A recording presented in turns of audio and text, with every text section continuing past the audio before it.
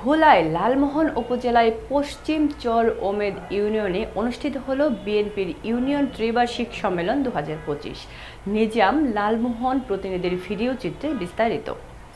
মঙ্গলবার বিকেল 5টায় গাজারিয়া girls school and কলেজের হলরুমে এই সম্মেলন অনুষ্ঠিত হয়। সম্মেলনে সভাপতিত্ব করেন পশ্চিম চর ওমেদ ইউনিয়ন বিএনপির সাধারণ সম্পাদক মোস্তফা মাতাব্বর।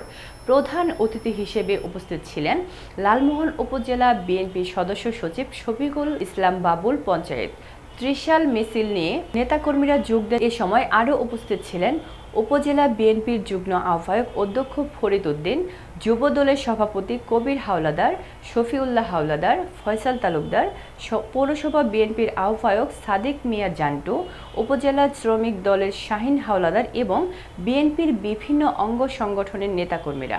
সম্মেলনের শেষ থেকে পশ্চিম চর ওমেদের কর্মীদের মুখে একটাই দাবি উঠে আসে। আগের যে লসটা ছিল রাতে এটা সমস্যা 12 সময় লসটা হয়েছে, দুইটাই অজ্ঞাতনামূলক।